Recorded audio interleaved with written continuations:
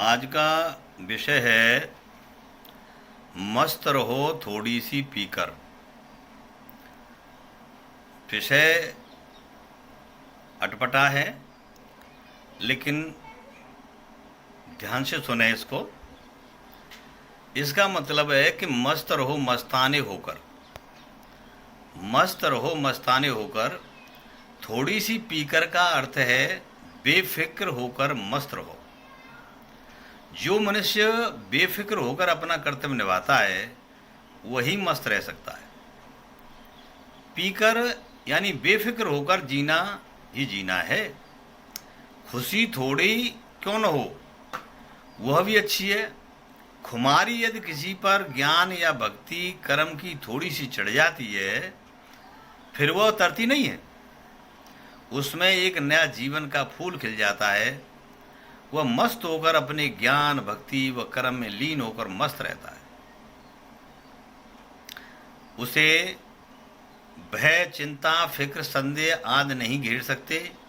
आस्था की खुमारी जिस पर चढ़ जाती है फिर चढ़ती ही चली जाती है। यदि किसी मनुष्य में राई के बराबर भी आस्था हो, वह पर्वत को हिला सकता है।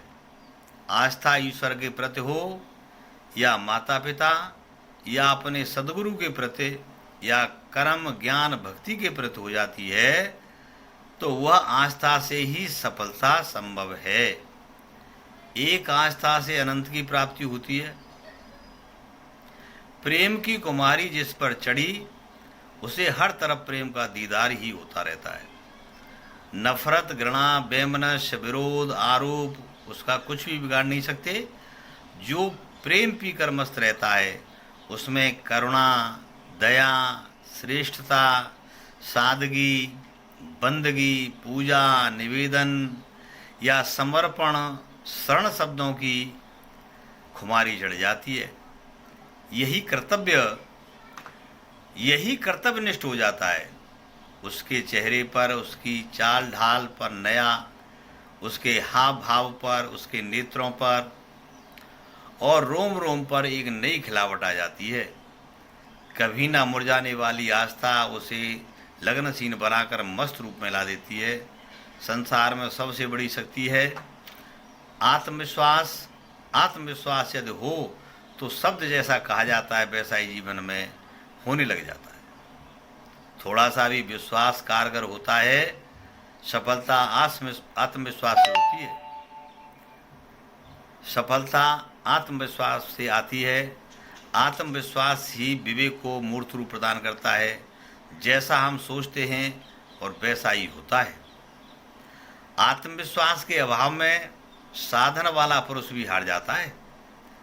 उसके सारे साधन फिजूल खर्ची में आ जाते हैं।